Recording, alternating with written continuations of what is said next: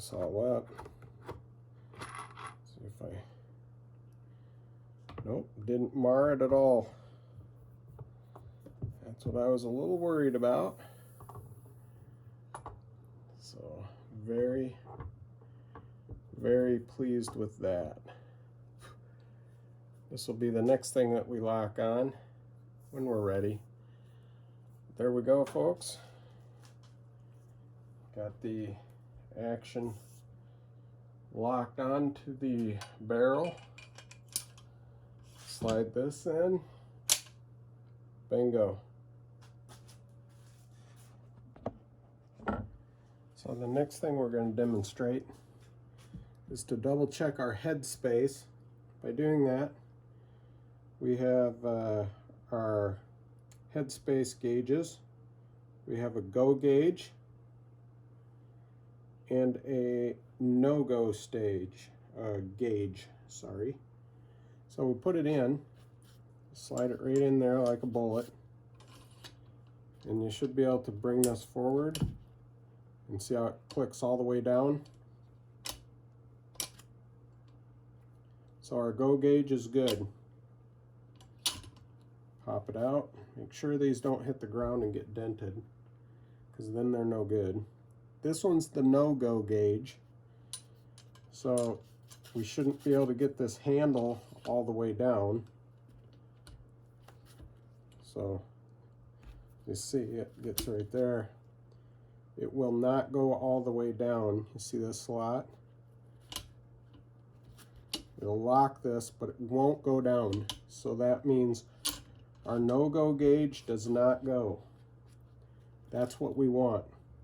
That tells me my head space right here should be good for my 300 Win Mag.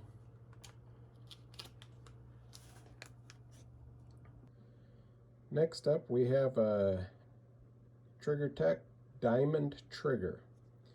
So this is for the 700 action. This has a no bolt release. I don't need it. There is a bolt release on the action already.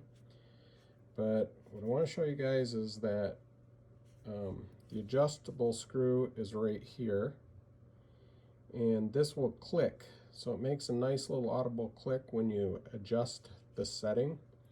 This will go down to 4 ounces and all the way up to 32. You can see it written right on there. Pretty simple putting these triggers in. You have a hole here and a hole here, and in your action comes 2 pins, one here and one here. Pretty simple. You take your trigger and you set it right in there. Just sets in there like that. And you just line your holes up right there. Put your little pins through. Probably from the other side coming this way. But there we go, folks. That's about as easy as it gets there. And then that's the meat and potatoes of the gun right there. Then all I gotta do is a little more mill work on my stock. Looks like what I'm gonna do is take some off along the edge here, from about here to here. Same on this side.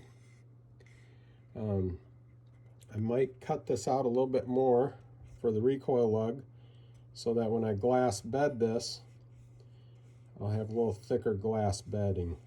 I might take some of this out as well. So I'm going to bed this area right here, and then I'm going to bed this area right here. So I'm going to probably take more out right there. I've got pillars on the way, which would go in here and here. I'll probably have to bore those out a little bigger. And just trying to decide if I want to put in a bar coming across here and then a bar coming across right about here. Or, yeah, it's one of these spots. I'll have to look. Here's my pillars. They're all epoxied in. Here's the other one. So this is where the bottom metal is, magazine. Flip this over. Show you the bedding process. So here's the back one. It's all epoxied. Nice bedding job. It's all the way down. You come up here. We have the front pillar here. Completely bedded nice. Recoil lug. Just in front of that also. And then the barrel is floated from here out.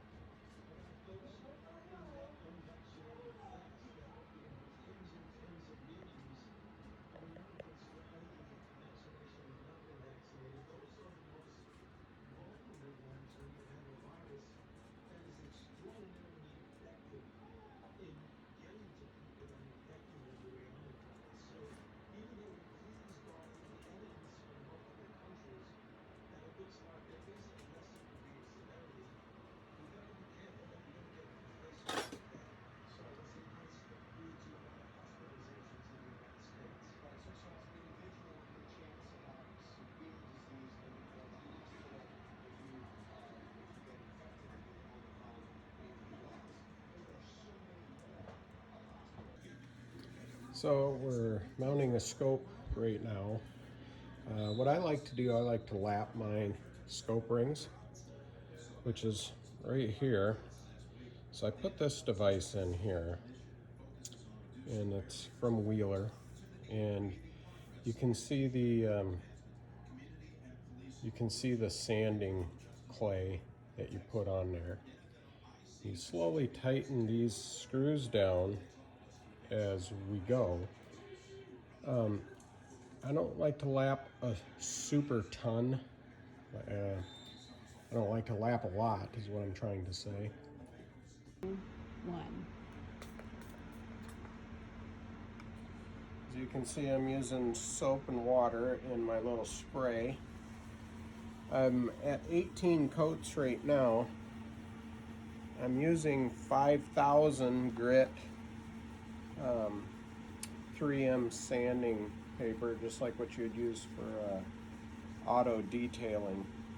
I'm going to work my way up to 8,000, and then I'm going to hit this with a machine polish, and we'll see what we end up with. But you want to keep it wet as you go.